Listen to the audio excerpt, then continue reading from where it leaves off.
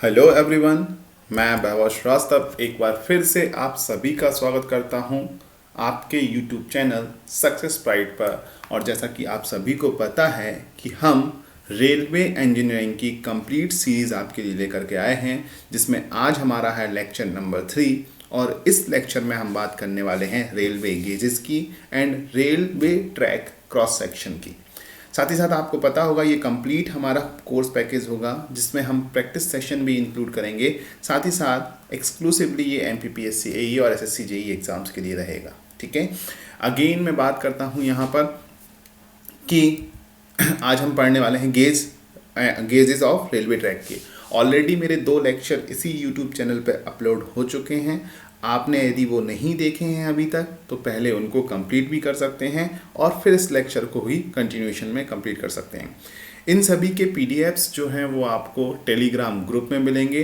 तो दोनों लेक्चर्स की लिंक और टेलीग्राम चैनल की लिंक आपको डिस्क्रिप्शन में दिए गए हैं। आप वहाँ पर जा कर के उनको ज्वाइन कर सकते हैं और लेक्चर्स को एक्सेस कर सकते हैं। तो चलिए हम स्टार्ट करते हैं आज हम रेलवे इंजीनियरिंग के लेक्चर नंबर 3 को। तो जैसा कि आपको पता है कि गेजेस ऑफ रेलवे ट्रैक, सबसे पहले बात करते हैं गेजेस ऑफ रेलवे ट्रैक होता क्या है। रेलवे ट्रैक में जो गेजेस होते हैं वो होते क्या है। तो सिंपल सी लैंग्वेज में मैं आपको पहले भी बता चुका हूँ, गेजेस का मतलब क्या है।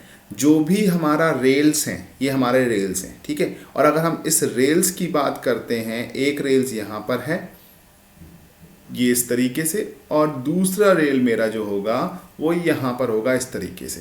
तो अगर मेरा एक ट्रेन जो रन कर रहा है या रेलवे जो है रन कर रहा है, तो उसके अगर हम व्हील्स को देखें तो व्हील्स कुछ इस तरीके से होता है कि यहाँ पर व्हील का फ्लैंज होगा, ये व्हील का फ्लैंज होगा, और इसके ऊपर व्हील्स में इस कॉर्निंग शेप में इस तरीके से व्हील्स जा रहा होता है। ठीक है, तो अगर हम बात करते हैं तो इस पोर्शन को क्या बोलते हैं, flange of wheel. Flange of wheel, ठीक है। और ये है हमारा व्हील्स है जो कि कॉर्न शेप में है। अगर हम बात करें तो ये व्हील है और एक शेप में है, कॉर्न शेप में। ये हमारा क्या है, रेल्स है। बट अगर रेल्स पे बात करें तो हमारा इस तरीके से रनिंग हो रहा है, और यहाँ पर भी देखिए एक फ्लैंज होगा इस तरीके से, और यहाँ पर ये कॉर्न शेप में इस तरीके से जाएगा। ठीक है, समझ जाइएगा, इस तरीके से कुछ व्हील्स होगा। ठीक है, अब मैं बात कर रहा हूँ यहाँ पर जो ये अंदर के फेजेस हैं, रेल्स के जो अंदर के फेजेस हैं, इनको बोला जाता है, ये जो फेजेस हैं इन फेजेस को बोला जाता है running faces. Running faces of rails, ठीक है। इनर साइड के जो फेसेस होते हैं उनको हम क्या बोलते हैं, उनको हम बोलते हैं रनिंग फेसेस ऑफ रेल्स, ठीक है। और आउटर साइड्स के फेस अलग होते हैं। तो इनर साइड के, या हम बोल सकते हैं इनको inner faces of rail, inner faces of rail. तो जो इनर साइड के फेस हैं उनके बीच का जो डिस्टेंस होगा, उन दोनों फेसेस के बीच का जो डिस्टेंस होता है यहाँ पर, इसको ही हम क्या बोलते हैं, गेज बोला जाता है। और इसको कैपिटल लेटर जी से डिनोट किया जाता है, इसको कैपिटल लेटर जी से। तो कई बार ऑब्जेक्टिव में पूछा गया है running face of distance between the 2 inner faces या डिस्टेंस बिटवीन द 2 रेल्स। तो डिस्टेंस बिटवीन द 2 रेल्स हमारा आंसर सही नहीं होगा। क्यों, उसका रीजन है, मान लीजिए ये रेलवे ट्रैक 1 है, ये रेल ट्रैक 1 है, एक ट्रैक यहाँ पर रेल ट्रैक 1 है, ठीक है। दूसरा रेलवे ट्रैक यहाँ पर मैं डाल देता हूँ। अगर मैंने यहाँ पर दूसरा रेलवे ट्रैक इस तरीके से डाल दिए, सपोज, ठीक है, ड्राइंग पे मत जाइएगा, दूसरा रेलवे ट्रैक, तो यहाँ पर एक ट्रेन रन हो रही है और यहाँ पर एक ट्रेन, तो 2 रेल्स के बीच का डिस्टेंस तो यहाँ पर भी कुछ ना कुछ मिल रहा है। क्या ये गेज है? लेकिन ये गेज नहीं कहा जाएगा। तो ऑब्जेक्टिव में ध्यान से पढ़ना है कि रनिंग फेसेस या इनर फेसेस के बीच का डिस्टेंस ही हमारा क्या कहा जाता है, गेजेस कहा जाता है। ठीक है, एक चीज समझ में आ गई। दूसरी चीज क्या समझना है, जो ये फ्लैंज है, जो फ्लैंज ऑफ व्हील है और रेल्स के बीच जो स्पेसिंग बना के रखते हैं, वो स्पेसिंग लगभग 1 सेंटीमीटर का होता है। ध्यान रखिएगा, रेल्स के बीच में और फ्लैंज के बीच में जो स्पेसिंग बना करके रखी जाती है वो अप्रॉक्सीमेट 1 सेंटर की स्पेसिंग मेंटेन की जाती है। उसका रीज़न क्या होता है कि रेल्स और फ्लैंज का वियर एंड टियर ना हो, क्योंकि जब दोनों मटेरियल हैं, दोनों मेटल हैं और आपस में कांटेक्ट में आएंगे तो वियर एंड टियर हो सकता है। उस वियर एंड टीयर को कम करने के लिए यहाँ पर इनके बीच का एक डिस्टेंस मेंटेन किया जाता है और इसी के कारण आपकी ट्रेन थोड़ा सा लैटरली शिफ्ट हो सकता है। लैटरली थोड़ा सा क्या हो सकता है, शिफ्ट हो सकता है, ठीक है। और ज़्यादा रेल के बाहर नहीं जाएगा, क्योंकि अगर पूरा बाहर चला जाएगा तो रेल जो आपकी ट्रेन है वो पूरा बाहर साइड पे चली जाएगी। अगेन एक और क्वेश्चन पूछा सकता है कि भैया ये बताइएगा जो गेज डिस्टेंस मेजर की जाती है वो कैसे मेजर की जाती है। क्योंकि जो हमारा रेल होगा वो रेल ऊपर से इस तरीके का कर्व पोर्शन होता है, ठीक है। इस तरीके से रेल जो होता है वो कर्व शेप में होता है, और अगर रेल्स जो हमारा कर्व शेप में होता है तो कर्व शेप में होने के कारण हम बात करेंगे किस पॉइंट से, क्या इस पॉइंट से या इस पॉइंट से या इस पॉइंट से, किसी भी पॉइंट से अगर हम बात करें तो किस पॉइंट से हम मेजरमेंट करेंगे। तो ध्यान रखना कि रेल सरफेस के टॉप से, ये रेल हो गई है और रेल सरफेस का ये टॉप हो गया है, ये टॉप सरफेस। तो रेलवे के टॉप सरफेस से 16 mm नीचे जाने पर, 16 mm नीचे जाने पर गेज मेजरमेंट किया जाता है। Gauge measurement is done below 16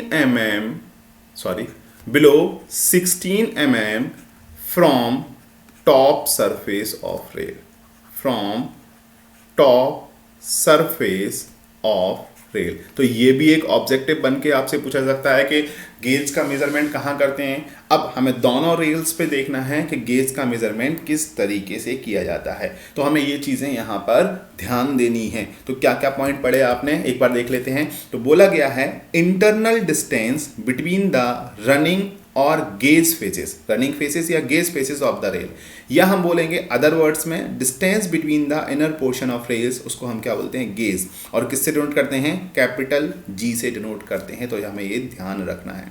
अब बात आती है कि फ्लैंज और रेल के बीच में कितना स्पेस, 1 सेंटीमीटर का। गेज का मेजरमेंट कैसे करते हैं, टॉप सरफेस से 16 mm नीचे जा करके हम गेज का मेजरमेंट कर रहे होते हैं, ठीक है। अब नेक्स्ट क्वेश्चन क्या आता है सर ये आता है कि गेजेस कितने टाइप के होते हैं और किस गेजेस को हम कहाँ पर यूज़ कर रहे होते हैं। तो ये क्वेश्चन हमें आता है कि गेजेस कितने टाइप के होते हैं और किस तरीके से उनको यूज़ करना है। तो अब हम बात कर लेते हैं इंडिया में, अगर हम बात करें कि अगर हम ओवरऑल बात करें तो गेजेस को डिफरेंट कैटेगरीज में डिवाइड किया गया है depending on distance between the inner side of rails, ठीक है।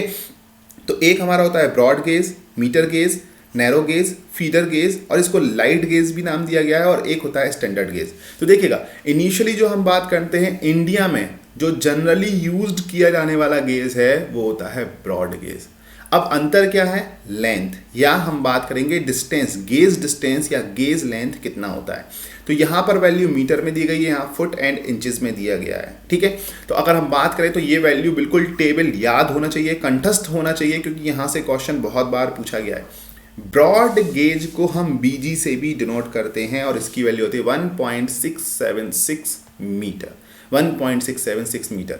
मीटर गेज यानी 1 metre, 1 metre. Narrow gauge 0.762 metre NG से, और फीडर गेज 0.610। देखो फीडर गेज पहले यूज किए जाते थे पुअर एरियाज में, बट ये गेज अब ऑब्सोल्यूट हो चुके हैं, मतलब इनको अलग कर दिया गया है, इनको यूज नहीं किया जाता है।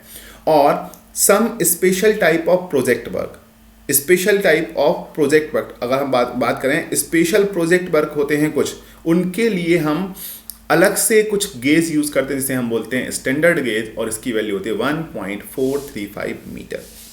यहाँ पर फुट एंड इंचेस में दी गई है वैल्यू।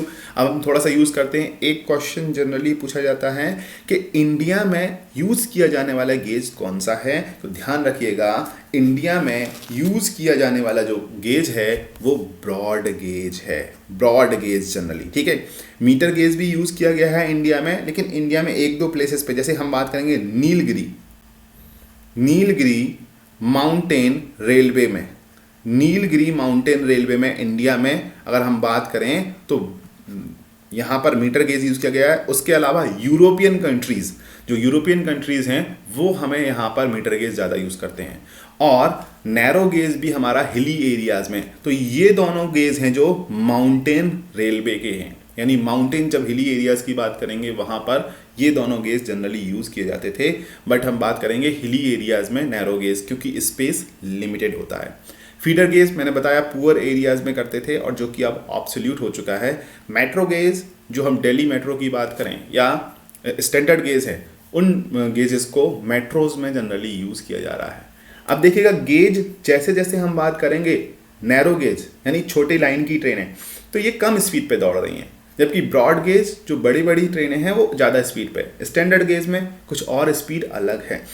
तो एक क्वेश्चन आ जाता है कि बताइएगा गेजेस का जो सिलेक्शन है वो किन किन बातों पे डिपेंड करता है। तो हम बात करेंगे gauge selection depends on, gauge selections depends on, किन किन बातों पे डिपेंड्स कर रहा है गेज का सिलेक्शन। तो सबसे पहला पॉइंट ध्यान रखना है स्पीड।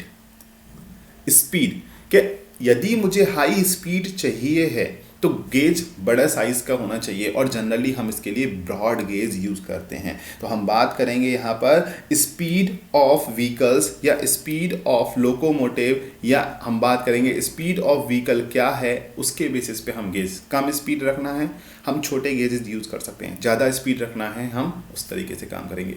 दूसरा यदि हम बात करते हैं volume and nature of traffic, volume and nature of traffic, अगर हम बात करेंगे volume and nature of traffic, इसका मतलब क्या है?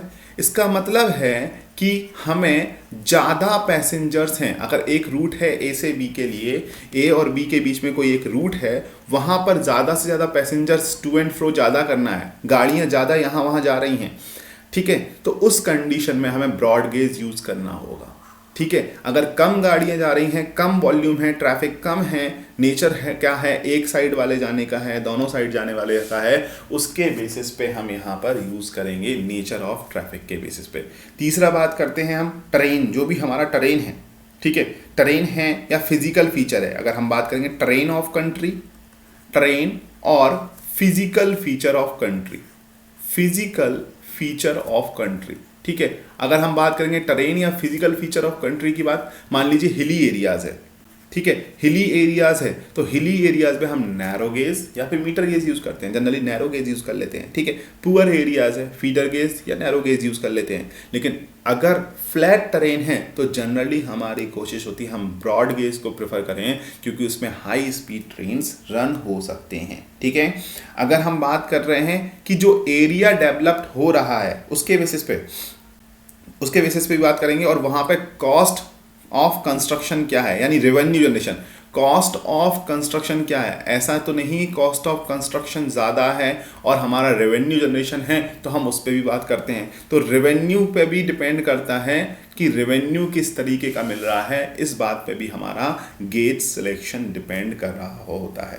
क्योंकि ब्रॉड गेज में यदि हम बात करें तो अच्छे क्वालिटी के स्लीपर्स भी लगाने पड़ेंगे, अच्छे क्वालिटी के हम बात करेंगे इलास्टिक फास्टनर्स भी लगाने पड़ेंगे, क्योंकि स्पीड ज़्यादा है तो जॉइंट वगैरह इफिशिएंट होना चाहिए। तो उस कंडीशन को देखते हुए हम बात करेंगे, यहाँ पर कॉस्ट ऑफ कंस्ट्रक्शन भी मैटर कर जाता है, ठीक है।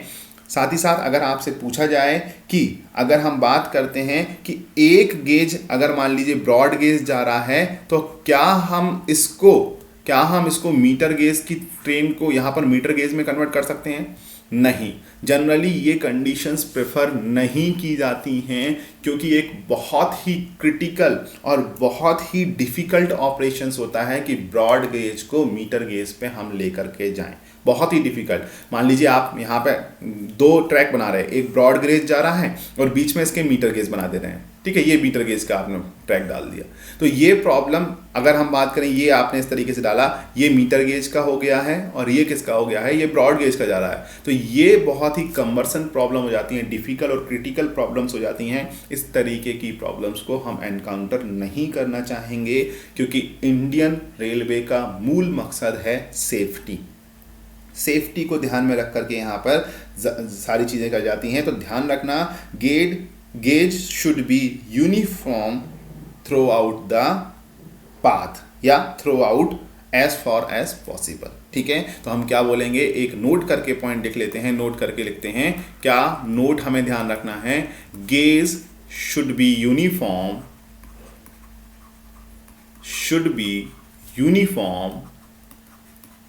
यूनिफॉर्म मतलब एक समान होना चाहिए। Throughout as far as possible, throughout as far as possible, मतलब जितना ज़्यादा हो सके हमें यूनिफॉर्म गेज लेकर के चलना है, ऐसा नहीं है कि चेंज करना है। बट अगर कंडीशन क्रिटिकल बनती है तो वहाँ पर हम अलग से चेंज करेंगे, थोड़ा कॉस्ट ऑफ कंस्ट्रक्शन आएगा ज़्यादा, बट हम चेंज कर लेंगे। क्लियर है बात? तो यहाँ पर इतनी सारी बातें हमने की है कि गेजेस को कहाँ पे कौन सा गेज अप्लाई करना है, कहाँ पे कौन सा गेज प्रोवाइड करना है, तो ये सारी बातें हमने यहाँ पर अपने इस चैप्टर में अभी तक कर ली हैं। ठीक है, आगे बढ़ते हैं। और जो मीटर गेज है वो लगभग 50 किलोमीटर का है, जो अपने यहाँ इंडिया में है वो लगभग 50 किलोमीटर का, इससे ज़्यादा नहीं है। ठीक है, तो ये सारी चीज़ें यहाँ पर हमें ध्यान देनी है। चलिए अब देख लीजिएगा, एक और डायग्राम देख लीजिएगा। इस डायग्राम में आपको सारी चीज़ें बताया जा रहा है। ये नैरो गेज है, ठीक है, फिर ये नैरो गेज है, इसको भी देखो फीडर गेज, ऐसे तो ये फीडर गेज है बट नैरो गेज में कन्वर्ट हो गया है तो इसको नैरो गेज बोला जाता है। मीटर गेज है, स्टैंडर्ड है, ब्रॉड है। ठीक है, तो देखिएगा स्टैंडर्ड जो 1.435 मीटर था, इसको यहाँ mm में लिखा है, 1435 mm लिखा हुआ है। ठीक है, तो 1.435 जो था वो स्टैंडर्ड के नीचे जितने भी माने गए हैं उनको नैरो गेज में क्लासिफाई कर दिया गया है। तो अगर हम बोलें नैरो गेज और ब्रॉड गेज के बीच में एक बाउंड्री लाइन क्या है?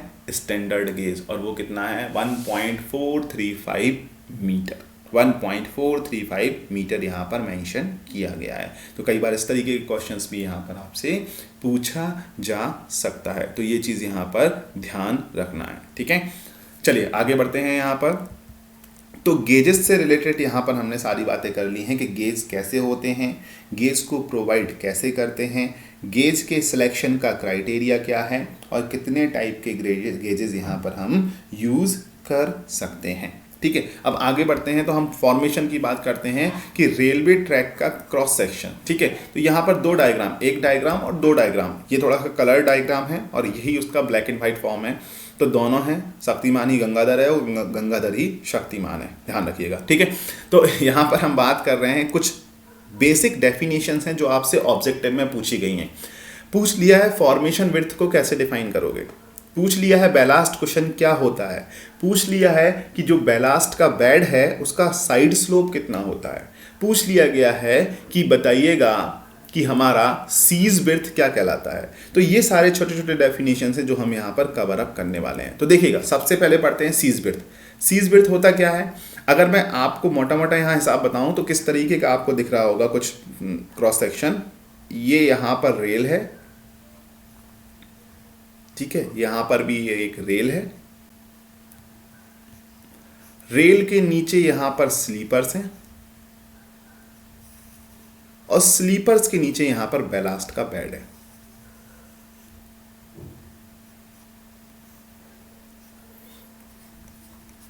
ठीक है, और अगर जरूरत पड़ती है तो इसके ऊपर एक फॉर्मेशन लेवल प्रोवाइड कर देते हैं हम, और नीचे ये सबग्रेड सरफेस है, ये पूरा सबग्रेड सरफेस है। तो इस तरीके का यहाँ पर फॉर्मेशन दिख रहा है। तो यहाँ पर ये जो डिस्टेंस है ये क्या कहा जाएगा? ये कहा जाएगा गेज जी। ठीक है, ये रेल्स हैं, रेल्स में यहाँ पर चेयर लगी हुई हैं जिसपे ये फिट है, ये चेयर लगी हुई है जिसपे कि हमारी रेल्स स्लीपर में फिक्स है। ठीक है, तो अब यहाँ पर पहला जो है पोर्शन पूछा गया है, width of formation beyond the toe of ballast. Toe of ballast से आगे जो भी विड्थ ऑफ फॉर्मेशन होती है उसको हम क्या बोलते हैं? Cess width. तो देखिए यहाँ पर देखिएगा, ये जो विड्थ है, ये जाली जो ये विड्थ, ये इसको कहा जाता है सीज विड्थ। इसे सी से डिनोट कर लेते कई बार। ठीक है, तो सीज विड्थ हम बात करते हैं यहाँ पर। ठीक है, सॉरी, ये सीज विड्थ जो होता है टो ऑफ बैलास्ट के आगे जो ये यहाँ पर होता है, ये सीज विड्थ कहा जाता है। ये सीज विड्थ नहीं कहा जाता, सी यहाँ पर मेंशन गलत है। ठीक है, तो यहाँ पर ये जो है ये कहा जाता है सीज विड्थ। ठीक है, तो अगर हम बात करें जो फॉर्मेशन लेवल है, तो इस वाले डायग्राम में अगर हम बात करें तो ये वाला पोर्शन जो है वो कहा जाता है सीज विड्थ, ये सीज विड्थ। ठीक है, और अगर हम बात करते हैं ये पोर्शंस जो है यहाँ पर ये वाला, तो बैलास्ट का जो बॉटम पॉइंट है इसको क्या बोलेंगे? Toe of ballast. Toe of ballast, तो टो ऑफ बैलास्ट के आगे जो भी ये फॉर्मेशन लेवल है, जो भी ये फॉर्मेशन बेड बनाया है हमने, जो भी फॉर्मेशन बेड बनाया है, इस फॉर्मेशन बेड के अगर हम बात करते हैं बेलास्ट के टो से जितना भी पोर्शन है उसको क्या कहा जाता है, सीज बिर्थ कहा जाता है। अगेन क्या बोला गया है, बेलास्ट बेस, बेलास्ट बेस क्या कहा जाता है, बॉटम बिर्थ of ballast base considered as 4.4 metre in broad gauge. Broad gauge के लिए कितना, ये सिंगल ट्रैक की वैल्यू बता रहा है, ठीक है, ध्यान रखिएगा। तो हम बात करते हैं बेलास्ट बेस क्या कहा जाता है। अगर देखो यहां पर हम बात करें तो ये बेलास्ट का टॉप है, ये बेलास्ट की टॉप बिर्थ है, ठीक है, बेलास्ट टॉप बिर्थ। और बेलास्ट की जो टॉप बिर्थ है उसको तो छोड़ दीजिएगा, बेलास्ट की जो ये बॉटम बिर्थ है, ये वाली बिर्थ, बॉटम बिर्थ, ये टो पॉइंट से toe point, toe of ballast के बीच की डिस्टेंस, टो ऑफ बेलास्ट के बीच की डिस्टेंस क्या कहा जाता है, बेलास्ट बेस कहा जाता है, बॉटम बिर्थ, ठीक है। तो इस वाले पॉइंट को क्या बोला जाता है, बेलास्ट बेस बोला जाता है। तो देखिएगा ये छोटी छोटी डेफिनेशंस है, एक एक नंबर में कई बार हमसे पूछ लेता है, ठीक है। तो हमें ये सारी डेफिनेशंस यहाँ पर ध्यान रखना है। अब ये वाला जो अभी हमने बनाया हुआ है ये एम्बैंकमेंट पे है कंस्ट्रक्शन, कटिंग में भी हो सकता है और कटिंग में भी डेफिनेशन सेम होगी। बेलास्ट की जो बॉटम लेयर है उसकी जो विड्थ आएगी उसी को हम क्या बोलेंगे, यहाँ पर बेलास्ट बेस बोला जाएगा, ठीक है। नेक्स्ट क्या बोला गया, बेलास्ट शोल्डर। अगर हम बेलास्ट शोल्डर की बात करें, ballast provided beyond the sleeper edges considered as 0.35 metre in broad gauge, ठीक है। बेलास्ट की वो विड्थ, ठीक है, यहाँ पे क्या बोला गया है, बेलास्ट की वो विड्थ जो स्लीपर के आगे प्रोवाइड की गई है। अब देखिए स्लीपर्स यहाँ पर एंड हो रहा है और स्लीपर्स के आगे बेलास्ट की जितनी भी विड्थ प्रोवाइड की गई है, ये बेलास्ट की जितनी भी विड्थ प्रोवाइड की गई है उसको क्या बोला जाएगा, बेलास्ट शोल्डर बोला जाएगा। तो इस वाले पॉइंट को क्या बोला जाएगा, बेलास्ट शोल्डर बोला जाएगा, ठीक है। तो ध्यान रखिएगा इस वाले पॉइंट को क्या बोला जाएगा, ballast shoulder, ballast shoulder. I think चीज़ें क्लियर हो रही होंगी, डेफिनेशंस भी और चीज़ें भी, ठीक है। तो यहाँ पर भी एक बेलास्ट शोल्डर, दोनों साइड में बेलास्ट शोल्डर है और ये कितना होता है, 0.35 metre in case of broad gauge. Broad gauge के केस में कितना, 0.35 मीटर दोनों साइड पे हम प्रोवाइड करते हैं और इसको किससे, सी से डिफाइन किया जाता है, जो कि फिगर बी में सी से डिफाइन है, ठीक है। ये फिगर बी में सी से डिफाइन है, यहाँ पर डिफाइन है, ठीक है। चलिए आगे बढ़ते हैं। नेक्स्ट बोला गया बेलास्ट कुशन। बेलास्ट कुशन क्या होता है, the depth of ballast below the bottom of sleeper normally measured under the rail seat. अब जो रेल सीट है ये स्लीपर है, ठीक है, ये स्लीपर है और स्लीपर के नीचे रेल सीट के अंडर में ये जो डिस्टेंस है ये डी कही जाती है और यही डी क्या कहलाता है, बेलास्ट कुशन कहा जाता है। क्या कहा जाता है, बेलास्ट कुशन कहा जाता है। तो स्लीपर के नीचे फॉर्मेशन बेड के ऊपर जितनी भी डेप्थ ऑफ बेलास्ट हमने प्रोवाइड किया हुआ है उस डेप्थ ऑफ बेलास्ट को हम क्या बोलते हैं, बेलास्ट कुशन बोला जाता है, ठीक है, बेलास्ट कुशन।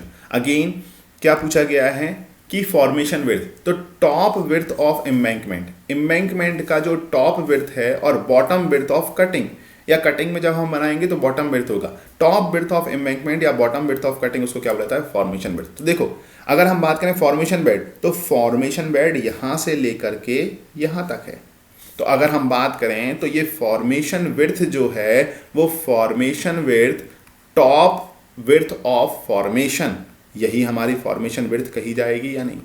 और यदि मैं इसको लिखना चाहूं तो क्या, formation width is equal to ballast base, इस तरीके से भी पूछ सकता है, ballast base plus 2 times of cess width हो जाएगा या नहीं, 2 टाइम्स ऑफ सीज विड्थ हो जाएगा या नहीं। और यदि मैं यहां पर बात समझिएगा, बेलास्ट टॉप विड्थ की बात करूं, ठीक है, बेलास्ट टॉप विड्थ की बात करूं तो क्या होगा, स्लीपर की लेंथ, बेलास्ट टॉप विड्थ की बात करता हूं तो वो क्या होगा, स्लीपर लेंथ, स्लीपर की जो भी लेंथ होगी plus 2 times of ballast shoulder हो जाएगा या नहीं, 2 टाइम्स ऑफ बेलास्ट शोल्डर हो जाएगा या नहीं।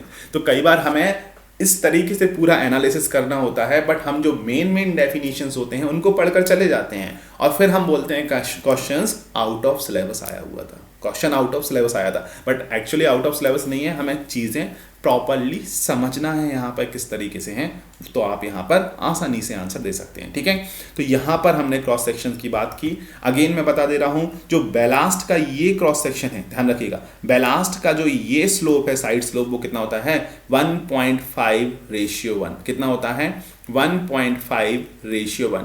ध्यान दीजिएगा यहाँ पर जनरली जो हम लिखते हैं 1 वर्टिकल टू n हॉरिजॉन्टल लिख लेते हैं, 1 वर्टिकल टू n हॉरिजॉन्टल लिख लेते हैं, या ठीक है, n वर्टिकल टू 1 हॉरिजॉन्टल इस तरीके से लिखा जाता है। ठीक है, इस तरीके से हमारा ये 1.5:1 लिखा हुआ है, तो आप समझ गए होंगे कि 1.5 यहाँ वर्टिकल है और 1 हॉरिजॉन्टल है।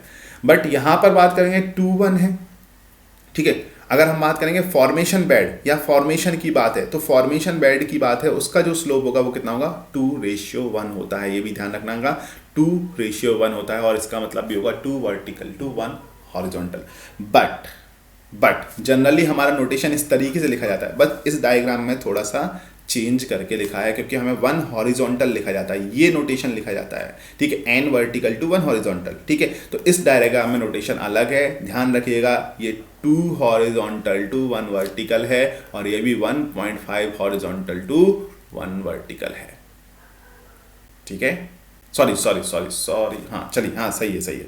तो 2 हॉरिजॉन्टल टू 1 वर्टिकल है, और यहाँ पे 1.5 हॉरिजॉन्टल टू 1 वर्टिकल यहाँ पर मेंशन किया गया है। तो इस तरीके से थोड़ा सा ध्यान रखिएगा, यहाँ पर थोड़ा कंफ्यूजन हो सकता है, क्योंकि जब हम यहाँ पर कैलकुलेशन करते हैं पूरे बेलास्ट बेड की, तो ये जो डिस्टेंस आता है ये 2D निकल करके आता है, ये 2D। ठीक है, 2D का मतलब क्या होगा, ये डिस्टेंस D हो गई है मान लीजिए, तो ये पूरा निकल करके 2D आता है। तो इस तरीके से देखिएगा, ये डिस्टेंस 2 हॉरिजॉन्टल टू 1 वर्टिकल हम बोल सकते हैं। जनरली आपको रेशियो के फॉर्म में ही यहाँ पे बात बोली जाएगी। ठीक है, तो दोनों डायग्राम आपको समझ में आ गए होंगे कितना है। देखो, अगर हम बात करें कटिंग में बात करें, या हम बात करें, ये तो स्ट्रेट ट्रैक की बात करें, स्ट्रेट ट्रैक में एक लेवल है। ठीक है, बट जब हम कर्व पे आते हैं, तो कर्व के केस में हमें एक ट्रॉली रीयूज देना पड़ता है। वो 2.5 मीटर का ट्रॉली यूज क्यों? क्योंकि जब हम बात करेंगे तो उस केस में ये जो है सरफेस इस तरीके से टिल्ट हो जाती है, और टिल्ट होने के कारण इसका जो स्लोपिंग सरफेस होता है थोड़ा आगे तक जाएगा, इसलिए ट्रॉली रीयूज सरफेस यहाँ पर प्रोवाइड करना पड़ता है। वो 2.5 मीटर का एक्स्ट्रा सरफेस प्रोवाइड करते हैं कर्व पे, सुपर एलिवेशन की वजह से। क्लियर हो रही है बात? तो इस तरीके का सरफेस यहाँ पर प्रोवाइड किया जाता है। अब कटिंग में यदि मैं बात कर लेता हूँ इसको, ठीक है, अगर मैं बात करता हूँ इसको, चलिए यहाँ पर बना देते हैं, कटिंग में बात करते हैं। तो कटिंग के केस की बात करेंगे, तो मान लीजिए ये सरफेस है, यहाँ पर कटिंग है, और यहाँ पर आपको ड्रेन्स बनाते हैं, फिर यहाँ पर ट्रैक आएगा, फिर ड्रेन्स आएगा, ये आएगा, और इस तरीके से फिर से ऊपर चला जाएगा। तो ये ग्राउंड लेवल हो गया आपका। यहाँ पर ये ड्रेन्स प्रोवाइड करना पड़ेगा, क्योंकि कटिंग में ड्रेनेज की प्रॉब्लम होती है, तो ड्रेन्स को अलग से प्रोवाइड करना पड़ता है। और इस वाले सरफेस पे आपका ये बेलास्ट का सरफेस इस तरीके से आएगा, इसके ऊपर स्लीपर आएगा, स्लीपर के ऊपर रेल्स आ जाएंगे, इस तरीके से एक रेल और 2 रेल। तो इस तरीके से कटिंग का फॉर्मेशन होगा। फॉर्मेशन विड्थ अगेन वही होगा जो हमने पढ़ा हुआ था। क्या पढ़ा हुआ था? विड्थ ऑफ एम्बैंकमेंट और बॉटम विड्थ ऑफ कटिंग। तो बॉटम विड्थ ऑफ कटिंग की बात करेंगे, तो बॉटम विड्थ ऑफ कटिंग कितना है, ये कंप्लीट हो जाएगा बॉटम विड्थ ऑफ कटिंग। आप ड्रेन्स को भी इंक्लूड कर सकते हैं और ड्रेन्स को छोड़ के भी बता सकते हैं, ठीक है। तो हम बॉटम विड्थ ऑफ कटिंग जो होगा वो हमारा विड्थ ऑफ फॉर्मेशन कहा जाएगा। यहाँ पर क्या कहा जाएगा, यहाँ पर इसको कहा जाएगा विड्थ ऑफ फॉर्मेशन कहा जाएगा, ठीक है। बट जब हम इंक्लूडिंग ड्रेन्स बोल रहे हैं, तो यहाँ पर हमें ड्रेन्स का ये पोर्शंस भी इंक्लूड करना पड़ता है। अदरवाइज आप फॉर्मेशन विड्थ का लास्ट वाला पोर्शंस यहाँ पर बोल सकते हो, ये आपका फॉर्मेशन विड्थ कहा जाएगा, ठीक है। चलिए, क्लियर हो गई ये बात या नहीं? तो ऑब्जेक्टिव आपको देखना होगा, कोई एक इनमें से डेफिनेशन देगा, उसको देखना पड़ेगा कि किस तरीके से आपको बोला गया है, ठीक है। तो अब हम बात कर रहे हैं यहाँ पर कुछ इंफॉर्मेशन है कि मिनिमम विड्थ ऑफ फॉर्मेशन, जो मिनिमम विड्थ है फॉर्मेशन की, वो कितना रिकमेंडेड की गई है। इस टेबल को बिल्कुल कंठस्थ कर लीजिएगा, ऑब्जेक्टिव में पूछे गए क्वेश्चन है, ठीक है। सिंगल ट्रैक के लिए एम्बैंकमेंट के केस में 6.10 मीटर और कटिंग के केस में 5.49 मीटर, जबकि डबल ट्रैक में 10.82 मीटर और 10.21 मीटर कटिंग के केस में प्रोवाइड किया। साथ ही साथ क्या लिखा है, 120 centimetre extra width is provided in cutting for side drain. Side drains के लिए 122 सेंटीमीटर एक्स्ट्रा। मतलब अब समझ में आपको एक बात आ गई होगी कि यहां पर जो भी हमें फॉर्मेशन विड्थ की बात करनी है, एक्सक्लूडिंग ड्रेन करनी है, तो केवल फॉर्मेशन विड्थ यहाँ पर इतना कहा जाएगा। उसके बाद दोनों साइड पे 122 सेंटीमीटर यहाँ पे ऐड कीजिएगा और 122 सेंटीमीटर यहाँ पर ऐड कीजिएगा। किसके लिए? ड्रेन्स को प्रोवाइड करने के लिए। और सिंगल साइड ड्रेन्स प्रोवाइड करेंगे तो 122 सेंटीमीटर सिंपली आपको यूज करना होगा। तो इस तरीके से फॉर्मेशन विड्थ हमें डेफिनेशन, छोटे छोटे डेफिनेशन है। तो 4 क्वेश्चंस यहाँ पे है, सीज विड्थ क्या होता है, बैलास्ट बेस क्या होता है, बैलास्ट शोल्डर क्या होता है, बैलास्ट कुशन क्या होता है, एज वेल फॉर्मेशन विड्थ क्या होता है। ठीक है, तो अब यहाँ पे हम आज ये टॉपिक को कंप्लीट करते हैं और अपना कितना हमने जो पढ़ा हुआ है उसको, नॉलेज को थोड़ा सा टेस्ट कर लेते हैं कि हमें कितनी चीज़ें समझ में आई हैं और कितनी नहीं। आई होप चीज़ें क्लियर होंगी, और यदि चीज़ें क्लियर नहीं हैं आप कमेंट बॉक्स में बताइएगा, हम इसको फिर से लेंगे। और मैं जल्दी ही प्लान कर रहा हूँ आपका एक लाइव सेशन लेने के लिए, डाउट के लिए, तो हम उसको भी कंप्लीट करेंगे। ठीक है, चलिए स्टार्ट करते हैं। पहला question, the distance between 2 rails in broad gauge in India is. Option A 1676 mm, 1000 mm, 762 mm, 1435 mm। तो कितना होता है, कितना पढ़ा है हमने, 1.676 मीटर, और ये किस में है, mm में। तो mm में कन्वर्ट करेंगे तो कितना हो जाएगा, 1676 mm। तो ऑप्शन नंबर ए सही हो जाएगा। ठीक है, आगे बढ़ते हैं। Track construction involve preparation of. जब हम ट्रैक कंस्ट्रक्शन कर रहे हैं तो हमने यहाँ पे देखा क्या होगा, ट्रैक कंस्ट्रक्शन में ये सारी चीज़ें हैं। हमने रेल्स लगाई, रेल्स के बाद ये प्लेट डाली, जिसपे हम प्लेट पे क्या बोल रहे हैं, रेल्स को प्रॉपरली फिट कर रहे हैं। फिर स्लीपर, फिर बैलास्ट का कंस्ट्रक्शन, फिर फॉर्मेशन बेड का कंस्ट्रक्शन, सभी चीज़ें यहाँ पर कंप्लीट की हुई हैं। ठीक है, तो अगर हम बात करते हैं तो यहाँ देखिए ट्रैक कंस्ट्रक्शन, अब देखिएगा ये क्रॉस सेक्शन से हो गया क्वेश्चन या नहीं, तो सब ग्रेड का प्रिपरेशन बिल्कुल करना पड़ेगा, प्लेट लाइन करना पड़ेगा, बैलास्टिंग यानी बैलास्ट को डालना करना पड़ेगा। तो क्या हो जाएगा, option number D, all of these. ठीक है, next question, which of the following factor govern the choice of gauges. Gauges की चॉइस को कौन सा फैक्टर करता है? Volume and nature of traffic बिल्कुल करता है, volume and nature of traffic बिल्कुल करता है, हमने अभी बात की। स्पीड ऑफ ट्रेन्स बिल्कुल करता है, ये तो इंपॉर्टेंट पैरामीटर है। और physical feature of the country ये भी करते हैं। तो ऑप्शन 1 केवल नहीं, 1 एंड 2 नहीं, 2 एंड 3 नहीं, क्या बचा, 1, 2 एंड 3। ऑप्शन नंबर डी सही हो जाता है। तो यहाँ पर मैं कंप्लीट करता हूँ। आपके जो भी डाउट हैं कमेंट सेक्शन में हमें ज़रूर बताइएगा। चैनल को सब्सक्राइब कीजिएगा अगर आपको अच्छा लग रहा है वीडियो और चाहते हैं कि आपका दोस्त भी आपके साथ पढ़े, तो प्लीज़ वीडियो को शेयर कीजिएगा, लाइक कीजिएगा और बेल आइकन को प्रेस कर लीजिएगा सब्सक्राइब करने के बाद, जिससे आपके पास सभी वीडियोस के notifications properly time to time पहुँच जाएँ। ठीक है, thank you everyone, thank you for supporting and thank you for love. Then आप लोग टेलीग्राम चैनल जरूर ज्वाइन कर लीजिएगा, वहाँ पर सारी PDF आपको एक साथ मिल जाएंगे। Thank you.